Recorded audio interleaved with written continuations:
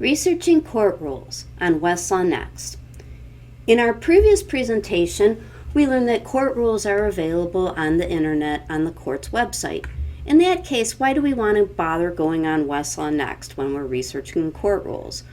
Well, Westlaw Next has annotated court rules on it, which means that there's the court rules and there's also summaries of cases that discuss various issues concerning the court rules. And those are really handy for research. Westlaw Next also has treatises on it concerning court rules and various issues concerning court rules. So that's another good reason why you might want to use Westlaw Next while you're researching court rules. So let's hop over to Westlaw Next now. And here we are. Okay, so I'm going to do a simple search for class actions. Say I want to research the rules concerning class actions. Now, if you know that you just want the federal rules, for example, you could just start typing in, federal rules of civil procedure or whatever, and I could click over here, and I could go directly to the federal rules. But another way I could do it on Westlaw Next is I could simply start typing my search terms up in this bar. I could type class action. It gives me a choice for a nice treatise on class actions, Newberg on class actions, if I want to take a look at that. But for the moment, I'm just going to pick class actions, and we're going to say this is in the federal system in the Northern District of Ohio, and I'm going to hit search. Okay, so I get a bunch of results, and I'm looking at these different types of documents over here on the left-hand side, and I don't see court rules.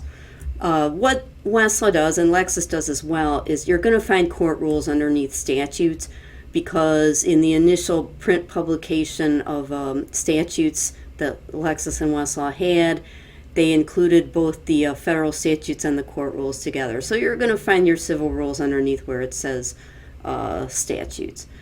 Okay, so here the first one that comes up is Civil Rule 23, Federal Rule of Civil Procedure 23 for class actions. Say if I wanted to find the local rule for the Northern District of Ohio, I just scroll down here to jurisdiction, and I'm going to pick Ohio. And here's my Rule 23.1 for class actions for the Northern District of Ohio. Okay, so I want to go back to my Federal Rule of Civil Procedure for class action, so I'm going to undo my filter, and here I am back at Civil Rule 23. So say the issue that I want to research is the commonality requirement for class actions, and whether if you have different model numbers of a particular product that causes injury, is that going to be a sufficient question of law or fact common to the class? All right, so I want to look at some case notes that deal with that issue.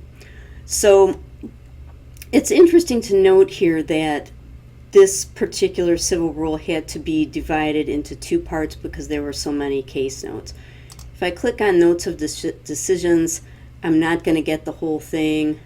If I go over to List View, it shows me the outline of actually everything that's in the Notes of Decisions.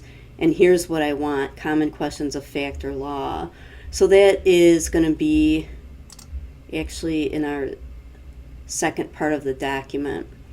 I could get to that by clicking on this little arrow over here to get our next section.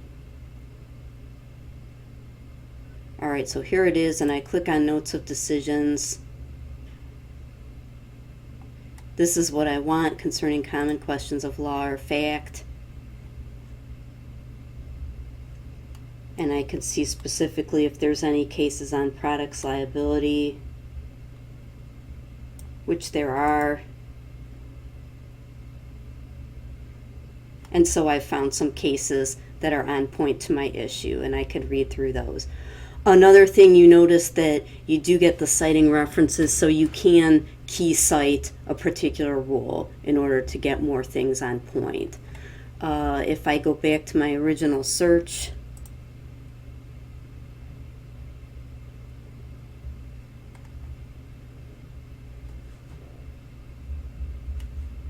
I'm just going to go to history and go back to my search here. Or I'm sorry, that went back to my document.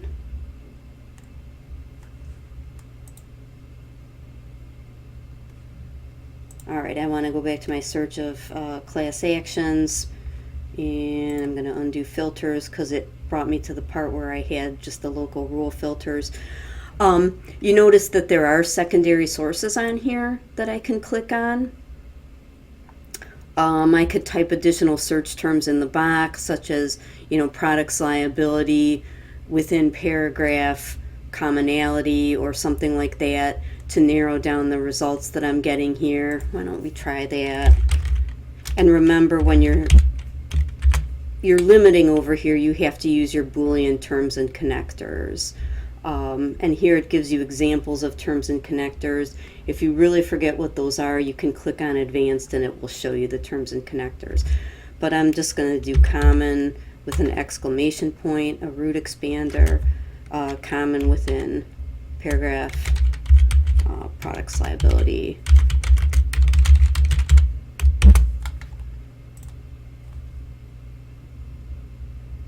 And I get various treatise sections on point.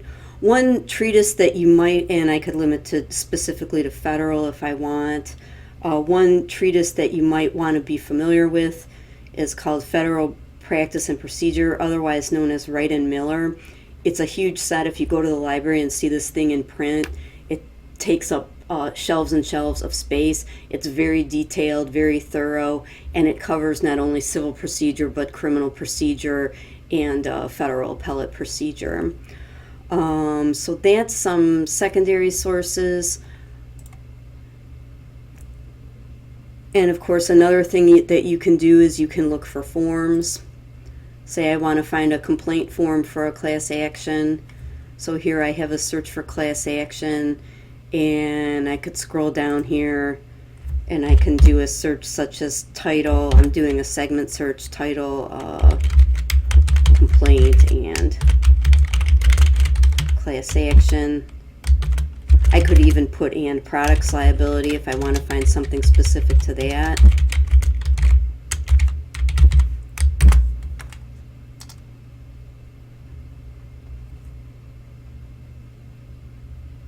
And okay, we found a general form. We found some forms that might be pretty useful. So that's basically how you can research court rules on WestlawNext.